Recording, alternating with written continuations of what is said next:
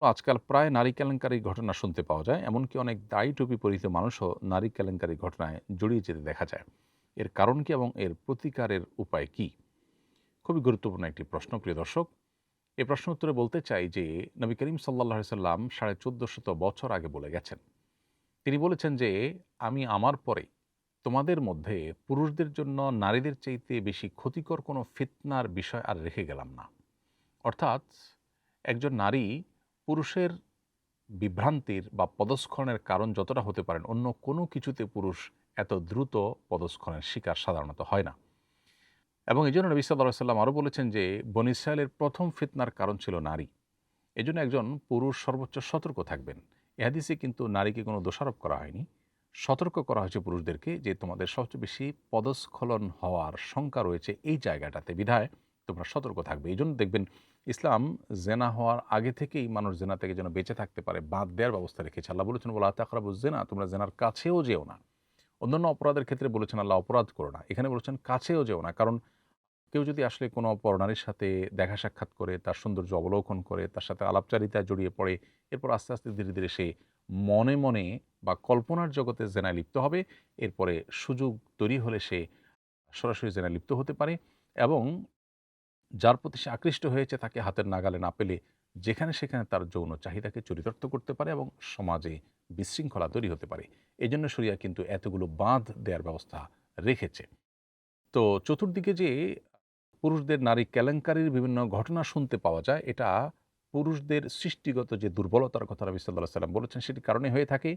এটার ঊর্ধ্বে ওঠার জন্য এবং নিজের চরিত্রকে হেফাজতে রাখবার জন্য দরকার হলো সেরকম ঈমানি শক্তি, দরকার হলো সেরকম সতর্ক পদক্ষেপ এবং দরকার হলো যথাসময়ে নিজের চরিত্রকে হেফাজতে রাখার জন্য বিয়ে-শাদী করা, পরিবারের সান্নিধ্যে থাকা এবং সর্বোচ্চ সচেষ্ট থাকা নিজের চরিত্রকে কলুষমুক্ত রাখবার জন্য।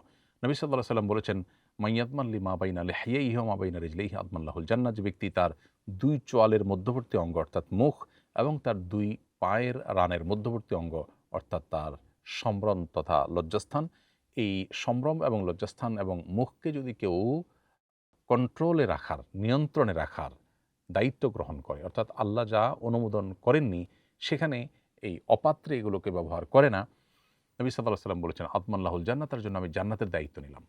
এবং আল্লাহ তাআলা সফল মুমিনদের যে বৈশিষ্ট্য সূরা মুমিনে উল্লেখ করেছেন তার মধ্যে একটা উল্লেখ করেছেন, ওয়াল্লাযীনা হুম লিফুরুজিহিম হাফিজুন, যারা তাদের লজ্জাস্থানকে, তাদের সম্ভ্রমকে হেফাজত করে, নিয়ন্ত্রণ করে। ইসলাম আমাদেরকে কন্ট্রোল এবং নিয়ন্ত্রণের কথা শিখিয়েছে। আজকালকার ভোগবাদী পৃথিবীতে আমরা দেখব চতুর্দিকে শুধু ভোগের আহ্বান করা হচ্ছে, নিয়ন্ত্রণের কথা কেউ বলছে না। ইসলাম কিন্তু আমাদেরকে কন্ট্রোল এবং নিয়ন্ত্রণের কথা বলে। এই কন্ট্রোল এবং নিয়ন্ত্রণ না করলে আমরা অপমানের শিকার হব, অপদস্থ হব, পদস্খলন ঘটবে এবং সমাজ নানা রকম বিশৃঙ্খলায় ভরে যাবে।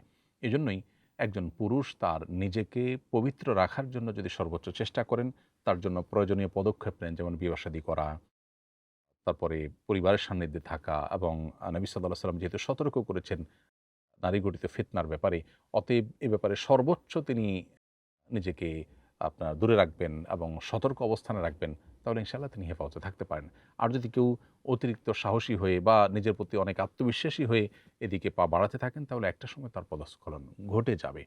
তো তাকওয়ার দুর্বলতার কারণে, ঈমানের ঘাটতির কারণে এবং নবী করিম সাল্লাল্লাহু আলাইহি ওয়াসাল্লামের নির্দেশনার পরে আমল না করার কারণেই কিন্তু আজকে এই লাঞ্ছনা, এই বঞ্চনা এবং এই পদস্খলন পুরুষদের দ্বারা ঘটে থাকে নারী গঠিত বিষয়ে।